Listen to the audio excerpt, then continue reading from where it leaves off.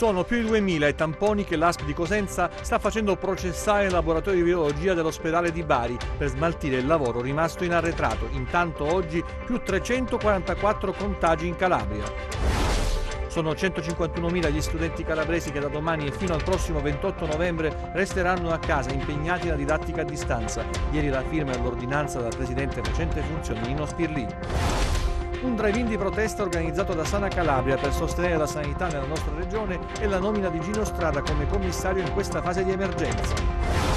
Sostenere le imprese colpite dagli effetti economici della seconda ondata del Covid. Con questo scopo è nato Riparti Calabria 2, promosso dalla regione che ha messo in campo risorse per 65 milioni di euro. Donare il sangue è una pratica assolutamente sicura in tempo di pandemia. L'Avis di Cosenza lancia un appello: aiutateci perché esistono altre patologie, la donazione resta un atto nobile che serve a salvare la vita. Oggi è la quarta giornata mondiale dedicata ai poveri. Siamo andati alla Caritas per capire, nonostante il coronavirus, come si può tendere la mano. Buonasera dalla redazione del TG10. Quasi 34.000 casi in Italia in queste ultime 24 ore in più di coronavirus, 546 le vittime, 116 le terapie intensive occupate in più. In Calabria invece sono 344 i positivi in più riscontrati, con 2.500 tamponi effettuati nelle ultime 24 ore. Vediamo in estrema sintesi il bollettino regionale. In Calabria ad oggi sono stati sottoposti a test 316.589 soggetti, più 2.521 rispetto a ieri. Le persone risultate positive al coronavirus sono 10.093, più 344 rispetto a ieri. I casi confermati oggi sono così suddivisi: a Cosenza 65, a Catanzaro 36, a Crotone 45, a Vibo Valencia 30, a Reggio Calabria 168, da altra regione o stato estero 0. I ricoveri sul territorio regionale ad oggi sono 342 nei reparti di malattie infettive e 31 nelle terapie intensive. Dicevamo 2.500 tamponi circa effettuati nelle ultime 24 ore, questo è uno dei talloni d'Achille della nostra regione, oltre a quello dei posti letto in ospedale che mancano. Per quanto riguarda i tamponi, la Calabria è stata costretta ancora una volta a inviare tamponi da esaminare fuori regione. È successo nei giorni scorsi a Catanzaro, è successo oggi invece per quanto riguarda l'ASP di Cosenza, che li ha portati in Puglia. Domani conosceremo i risultati di almeno 2.000 tamponi. Per quanto riguarda invece i posti letto, sia a Cosenza che a Catanzaro ci si riorganizza ampliando gli spazi, trovando nuove stanze e nuovi reparti negli ospedali SPOC. Saranno processati in Puglia 2.000 tamponi che l'ASP di Cosenza ha accumulato in questi giorni di massima pressione. Questa mattina la task force ha ordinato il trasferimento dei test nel laboratorio di Bari, dove verranno esaminati. I risultati giungeranno nelle prossime 24 ore. Non è la prima volta che la Calabria è costretta a chiedere aiuto. È successo nei giorni scorsi con i tamponi della Calabria centrale accumulati a Catanzaro e durante la prima ondata, quando 1 migliaio di tamponi vennero processati in Campania. Le altre regioni evidentemente sono riuscite a far meglio in questi mesi, aumentando il loro potenziale e rendendosi autonome. In Calabria, pur compiendo passi in avanti, si processano al massimo 3.500-4.000 tamponi al giorno. In provincia di Cosenza entrerà in funzione a breve il nuovo laboratorio di Rossano, con un macchinario in grado di processare 96 tamponi a ciclo, per un massimo di 300-400 tamponi al giorno, con personale addestrato e a pieno regime. Intanto all'ospedale di Cosenza continuano le operazioni di trasferimento ai nuovi reparti allestiti per far spazio ai pazienti Covid e allentare la tensione sul pronto soccorso, dove continuano gli accessi di soggetti con difficoltà respiratorie. Il Covid Manager Franco Cesario, in collaborazione con i capi dipartimento dei vari reparti e sotto l'egida della direzione, ha dato il via al trasferimento di 20 pazienti alla Stanteria Valentini. Altri 10 pazienti provenienti da pronto soccorso, malattie infettive, pneumologia e geriatria Covid sono in procinto di essere trasferiti a Cetraro. Si tratta di pazienti che necessitano comunque di ossigenoterapia, ma sono stabilizzati. In pronto soccorso, salvo nuovi accessi, restano 32 pazienti, 19 pazienti in terapia intensiva. Nei prossimi giorni cominceranno i lavori per l'allestimento dell'ospedale da campo. Anche a Catanzaro si lavora per riorganizzare i reparti e trovare nuovi spazi. Si legge molto sui giornali in questo senso. Per esempio si è letto di questo aumento sostanziale di posti letto a Villa Bianca, cosa che era stata proposta dal nostro magnifico rettore mesi fa, ma diciamo non si è poi realizzata. Questa proposta è stata giudicata diciamo non attuabile, adesso viene generata nuovamente dal presidente facente funzioni Spirlì, però certamente ecco, mettere in piedi 100 posti letto in brevissimo tempo è un po' difficile e quindi in questo breve lasso di tempo credo che l'unica soluzione sia di rendere e riconvertire ad uso di pazienti Covid posti letto di altre unità operative che sono meno necessari, in quanto sempre per ordinanza del presidente Spirlì i ricoveri urgenti presso altri reparti sono stati bloccati e quindi in questa fase ancora emergenziale sarà necessario sfruttare posti letto di altre unità operative per i pazienti Covid. Ovviamente questa cosa non può andare avanti in eterno, perché comunque è necessario parallelamente garantire l'ordinario, quindi andranno ampliati i posti letto in senso complessivo sia per accogliere più pazienti Covid, ma anche per continuare ad assistere i pazienti con altre patologie tipo l'infarto, i tumori ed altre che non possono rimanere comunque fuori dal percorso di cura. Quindi sarà necessario uno sforzo complessivo del sistema, un'ottimizzazione del sistema salute in senso complessivo sarà da farsi. E intanto l'ASP di Catanzaro sta preparando un progetto per allestire un Covid hotel, c'è la pubblicazione del bando per reperire 100 posti letto da destinare ai soggetti positivi. Alle strutture selezionate andranno 40 euro al giorno per ogni ospite. Da Catanzaro a Vibo, dove l'ospedale Iazzolino è in affanno, tutti i 16 posti letto disponibili sono esauriti, l'azienda sta pensando di allargare gli spazi aggiungendo altri posti da reperire in reparti della struttura. Nel frattempo i ricoveri urgenti che richiedono la terapia intensiva saranno ospitati nella ex sala operatoria di ginecologia. A Cosenza, tornando a Cosenza, c'è una proposta che viene dai cittadini che chiedono che le residenze dei box art, inutilizzate da diverso tempo a causa della pandemia che ha fermato ogni attività artistico-culturale, diventino Covid hotel, quanto sostengono appunto i cittadini. Lo spiega anche il dottor Francesco Febbraio, medico della centrale operativa. Sono spazi che sono dotati di un letto e di altri accessori che possono tornare utili. C'è anche uno spazio per poter allestire un'area servizi che potrebbe essere gestita dalla Croce Rossa, questo per evitare che soggetti positivi sottoposti a quarantena, che non hanno spazi idonei, rischino di contagiare i familiari.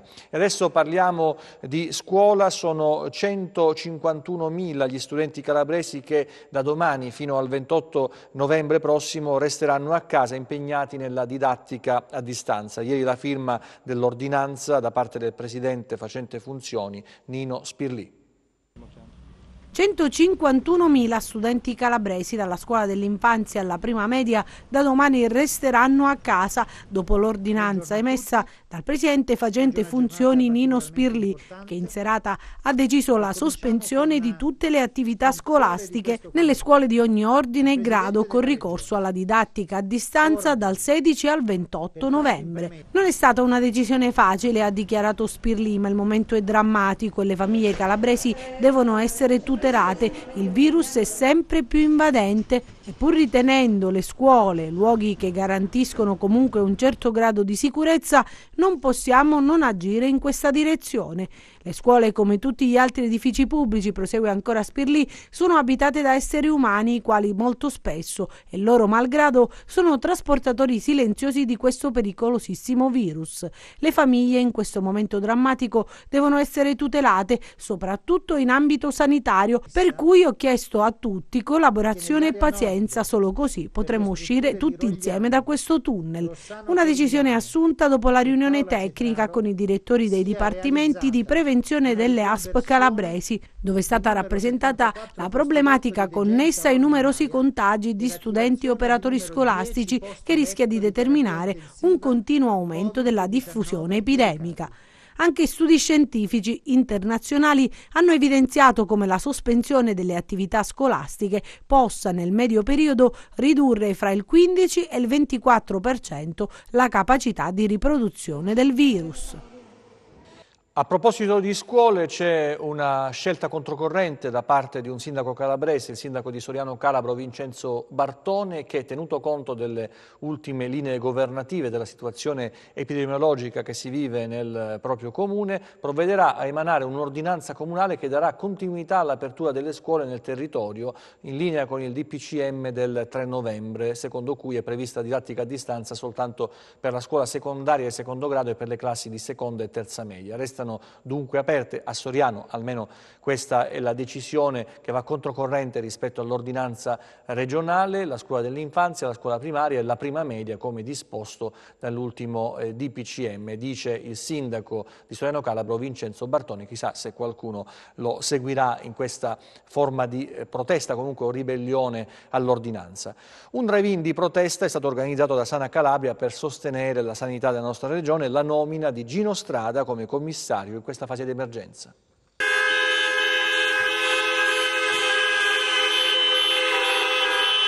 Clacson che strombettano per chiedere attenzione sulla sanità calabrese, protesta eclatante davanti alla città della regionale. Al calar della sera il comitato Sana Calabria è sceso in strada per sostenere la nomina di Gino Strada, fondatore di Emergency, come commissario alla sanità. Siamo in un momento drammatico in cui è incredibile anche dover stare qui a rivendicare il diritto di essere rappresentati da persone degne, ecco, dal punto di vista sanitario quanto da quello politico. Quindi il comitato è nato spontaneamente perché risponde a un'esigenza abbastanza primaria, che è quella della salvaguardia e dei diritti base dei calabresi per primi e degli italiani subito dopo. Io mi esprimo personalmente e credo che quella di Gino Strada sia un'opportunità veramente che dovremmo cogliere con tutte le nostre forze. In ogni caso avere un rappresentante degno, una persona degna del ruolo che andrà a ricoprire. Fra loro anche Jasmine Cristallo del Movimento Sardine, che ha chiesto che la Calabria non venga lasciata da sola in un momento così drammatico e che dopo 2 giorni dalla pubblicazione in Gazzetta del decreto Calabria sia finalmente detto chi è il commissario della sanità calabrese. Una sorta di drive-in con tanto di cartelli e slogan, e su un maxi schermo allestito nel piazzale scorrevano le immagini delle figuracce in TV dei vertici della sanità calabrese, diventati una barzelletta a livello nazionale. E a sostenere la candidatura di Gino Strada non come commissario della sanità calabrese, bensì come commissario nazionale, e Giacomo Panizza invece a livello locale, il segretario di Rifondazione Comunista Pino Scarpelli. Sentiamolo. In Calabria ci sono dei bravi, delle eccellenze anche che possono risolvere il problema. Noi abbiamo fatto un nome su tutti perché era il nome di uno che ha lavorato in Calabria, che lavora in Calabria da oltre 20 anni, e abbiamo fatto il nome di Don Giacomo Panizza perché è uno studioso, è uno che lavora, ha fatto anche dei piani sociosanitari, è un'eccellenza, ma da solo nessuno può fare niente, bisogna creare una squadra che solo in Calabria penso si possa fare questa differenza, questo momento di rottura con questa appunto quotidianità ferita e umiliata da queste politiche. Sto sentendo fare il nome di Gino Strada, ma Gino Strada per noi è il ministro della sanità, che assieme a lui si può creare una squadra per poter uscire fuori, ma non in Calabria, io penso in Italia. Questo era il parere di Scarpelli di Fondazione Comunista sulla questione sanitaria. Anche i sindacati sono impegnati nei giorni scorsi e hanno presentato un esposto denuncia in procura a Catanzaro consegnato al procuratore Gratteri. Vediamo quali sono i termini di questo documento, ce li spiega Santo Biondo della UIL. Adesso sulla sanità calabrese serve verità, serve giustizia sociale. Questo abbiamo detto venerdì al procuratore Gratteri quando abbiamo lasciato e depositato nelle sue mani il nostro esposto. Vanno perseguite tutte le responsabilità dal livello nazionale e a livello locale che in questi anni hanno prodotto lo sfascio della sanità calabrese, mettendo a rischio la salute pubblica dei nostri concittadini, soprattutto durante questo periodo di emergenza sanitaria. Allo stesso tempo però il governo nazionale deve intervenire, la sanità calabrese non può essere lasciata alla bailam e alla lotta politica all'interno del governo. Va nominato il commissario, vanno messe uomini, risorse e mezzi per dare risposte ai bisogni di sanità della nostra regione. Lo diremo il giorno 17 al Ministro Speranza, avanzando delle proposte sul decreto Calabria bis che va modificato soprattutto nella possibilità di implementare il personale sanitario all'interno della nostra regione. Nella drammaticità del momento c'è anche un'opportunità per la nostra regione di ripartire sulla sanità e di ripartire anche su quelli che sono gli aspetti economici e sociali, a condizione che il governo nazionale ci metta la faccia, ci metta anche una forza governativa importante e che la politica regionale si svegli. Ci saremmo attesi un risveglio durante questo momento della politica calabrese, che invece non soltanto non batte ciglio rispetto a ciò che sta accadendo nella sanità e non solo nella sanità, ma si sta adagiando a quello che è il cliché di una regione che è rassegnata. I calabresi non sono rassegnati, lo abbiamo visto ieri a Crotone, e altre piazze si stanno fomentando all'interno della regione. Una protesta civile che va sostenuta, e il sindacato calabrese, dopo aver fatto la proposta, dopo aver fatto la protesta, adesso chiede verità che la procura di Catanzaro, siamo convinti, darà. Sostenere le imprese colpite dagli effetti economici della seconda ondata del Covid. Con questo scopo è nato Riparti Calabria 2, promosso dalla Regione, che ha messo in campo risorse per 65 milioni di euro. 65 milioni di euro in favore di professionisti e imprese colpiti dagli effetti economici della seconda ondata della pandemia da coronavirus. Si chiama Riapri Calabria 2 ed è il nuovo bando messo in campo dal governo regionale, che prevede un contributo di 1.500 euro per quelle imprese che nel 2019 hanno fatturato dai 3.000 ai 300.000 euro e per i titolari di partita IVA da 0 a 60.000 euro. Tutto nel solco di quanto fatto già durante il primo lockdown. Un supporto straordinario, questa volta saranno ricompresi anche i lavoratori dello spettacolo, i professionisti, e visto questo nostro tessuto debole dell'economia era un atto dovuto, per cui oggi parte il bando, viene pubblicato il bando di Riapri Calabria seconda edizione, e come nella prima fase una misura molto semplice. Il 18 apre la presentazione della domanda in 3 momenti, il 24 ci sarà questo click day, l'ordine cronologico. Noi abbiamo provato come nella prima fase a mettere risorse importanti per mitigare questo effetto, per cui la raccomandazione, diciamo, a tutti i consulenti, a chi presenterà la domanda, su una domanda che è molto semplice, di non sovrascrivere sull'indirizzo IP, insomma tutto quello che già nell'help desk, rispondendo a circa 1700 email e 600 telefonate, era stato spiegato. Quindi speriamo sia una misura di aiuto alla vigilia, diciamo, di un Natale che speriamo ci possa esserci, per cui il contenimento, al di là di quello che fa lo Stato, al di là dell'organizzazione di questi contagi, che grazie a Dio sono per la maggior parte asintomatici, è quello di mantenere il distanziamento, l'utilizzo delle mascherine. Noi siamo stati al lavoro ieri e anche oggi per fare la nostra parte, per cui grande attenzione nel produrre questa domanda, sperando che questi 1.500 euro, una misura flat, possano andare a lenire imprese, aziende e professionisti in questo momento di grande difficoltà. Intanto a Crotone si è scesi in piazza con la classe di commercianti e imprenditori, sit-in di protesta contro il DPCM per sollecitare una sanità degna alle nostre latitudini.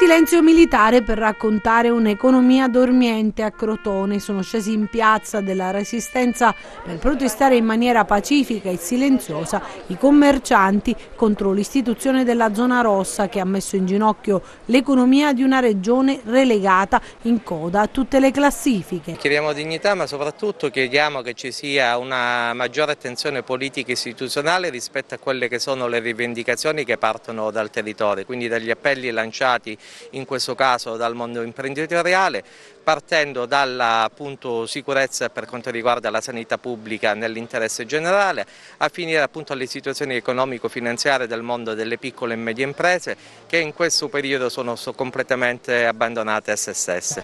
Un colpo mortale per tutte le attività produttive e commerciali già in affanno e nel Crotonese in particolare. E poi il sistema sanitario in emergenza. Il consigliere regionale Flora Sculco fa mea culpa e sentite cosa dice. Io in Consiglio regionale ho voluto anche fare mea culpa, perché se in tutti questi mesi noi avessimo attivato anche una politica di controllo, di monitoraggio e di sollecitazione, probabilmente questo non sarebbe accaduto. Dunque tutto questo ci insegna che le istituzioni regionali rappresentative di questo territorio devono avere gli occhi aperti, soprattutto quando si tratta di tutelare gli interessi e la salute pubblica dei nostri cittadini, in una fase particolarmente delicata come quella dell'emergenza pandemica in atto. Donare il sangue è una pratica assolutamente sicura, è una delle paure che sta limitando la donazione di sangue durante la pandemia. Noi, per dimostrare il contrario, come abbiamo fatto nei mesi scorsi con l'ospedale dell'Annunziata, siamo andati all'Avis di Cosenza. Si parla solo di Covid, ma non c'è solo il Covid. Tante persone soffrono di altre patologie e hanno bisogno di assistenza e di sangue. Dall'Avis di Cosenza arriva l'ennesimo invito a diventare donatore, una buona pratica che serve a dare tranquillità a tutta la popolazione e si può donare in piena sicurezza. Adesso che è un periodo di emergenza sanitaria, ancora di più è necessario donare il sangue, in quanto si aumenterebbero i problemi per la sanità e per i pazienti, ovviamente, per i malati. Noi siamo sempre aperti in Avis, la sicurezza è assoluta. Noi garantiamo tutte le misure di sicurezza, innanzitutto iniziando con un triage telefonico e quindi un accesso dei donatori qui solo su prenotazione, proprio per evitare l'assembramento. Poi vengono accolti da personale che è stato formato per accogliere in sicurezza il donatore, quindi si accede in totale sicurezza. Dobbiamo tenere conto che questo virus che ci sta stravolgendo le vite, cambiando le abitudini, comunque dobbiamo ricordare che non è un virus che si trasmette con il sangue. Per fortuna sono ancora tanti i donatori abituali, noi ne abbiamo trovato diversi che vogliono coinvolgere la cittadinanza. Dario, per esempio, festeggia la sua 80ª donazione. Oggi sì, è un traguardo importante. Io ho iniziato quando avevo 18 anni a donare il sangue, quindi diciamo che è passato qualche anno, però qua mi sento in famiglia, oggi in assoluta sicurezza, sono venuto con piacere, c'è bisogno di sangue, quindi dico a tutti di venire a donare il sangue perché è una cosa importante, è una cosa utile, è una cosa che bisogna fare, è una cosa che oggi si può fare in assoluta sicurezza. È importantissimo, si fa del bene e si sta bene anche noi personalmente. In più, con il controllo trimestrale, semestrale, annuale delle analisi, c'è un riscontro anche verso la vostra salute. A proposito di fare del bene, ricorre oggi la 4ª giornata mondiale dei poveri istituita da Papa Francesco. Per l'occasione abbiamo fatto visita alla Caritas di Cosenza per capire soprattutto in questo periodo di pandemia come e in quanti modi si riesce a tendere la mano. Quando si parla di carità, il pensiero corre spontaneo al portafoglio e al gesto di due mani diverse, l'una tesa a fare l'elemosina e l'altra a riceverla. Però, nel dizionario cristiano, la carità ha 1000 aspetti ed è proprio durante la 4ª giornata mondiale dei poveri, istituita dal Papa, siamo andati alla Caritas di Cosenza per capire come e in quanti modi riescono ad aiutare i più bisognosi. La CEI quest'anno ha stanziato per la nostra diocesi un contributo straordinario per il Covid di circa 800.000 euro e attraverso la rete territoriale si è cercato di arrivare, ripeto, a tutti. Da quest'anno con l'emergenza Covid non arrivano solo chiamate per un aiuto economico, ma anche per un semplice bisogno di ascolto. Abbiamo avuto e soddisfatto all'incirca tra le 300 e le 400 richieste in questo periodo, in questi mesi, per un importo diciamo che si aggira all'incirca le 100.000 euro. Accogliere ed ascoltare, ma anche creare e offrire la possibilità di nutrire non solo il corpo, ma anche la mente. Dopo la pandemia, con la progettazione attuale 2021, abbiamo puntato ancora sulla formazione e sulla dare la possibilità a tanti giovani che non possono per motivi economici di accedere anche a una formazione qualificata in collaborazione con l'Università Online Pegaso. Rifugio di sicurezza per i lavoratori precari, famiglie disagiate, esseri umani che la crisi in atto rischia di far cadere nel dimenticatoio. Ed ecco infatti un'altra iniziativa, il supermercato della solidarietà. Con 13 parrocchie che hanno aderito al progetto, con le Caritas parrocchiali ci segnalano le famiglie, le prendiamo in carico, gli assegniamo un punteggio e loro con questa tessera che gli rilasciamo hanno diritto a una spesa gratuita. Abbiamo 93 famiglie al momento che assistiamo mensilmente e dall'inizio della pandemia siamo riusciti ad arrivare a 4.000 famiglie con una consegna di spesa. Suore, volontari, uomini e donne dotati di buona fede e solidarietà che ogni giorno ascoltano, nutrono, aiutano chi è meno fortunato. Oggi sono 63 persone, ci sono i volontari in cucina che stanno preparando, iniziano il loro turno dalle 9:30 con il menù che è già predisposto e preparano il pranzo da consegnare alle persone. La diocesi calabrese, la Caritas e tutte le associazioni fanno un lavoro brillante sul nostro territorio, ma come ricorda Don Bruno, ognuno di noi può fare qualcosa per alleviare le sofferenze degli altri, per asciugare una lacrima che scende dal loro volto. Tendiamo le mani al fratello. Parliamo di meteo invece, perché dopo un lungo periodo di bel tempo si avvicina l'instabilità al sud, ma non è ancora il momento per la Calabria.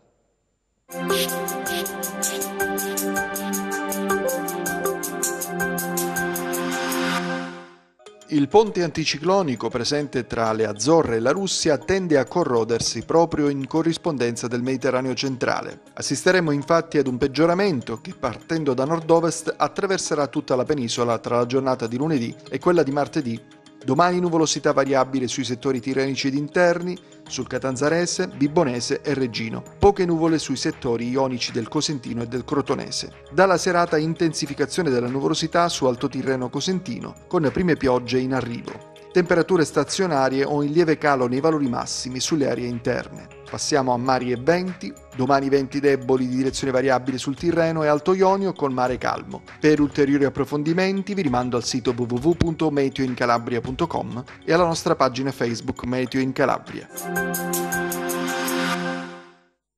TG che finisce qui, ci vediamo nelle prossime edizioni, grazie per la vostra attenzione, arrivederci ancora, buona serata e buona domenica.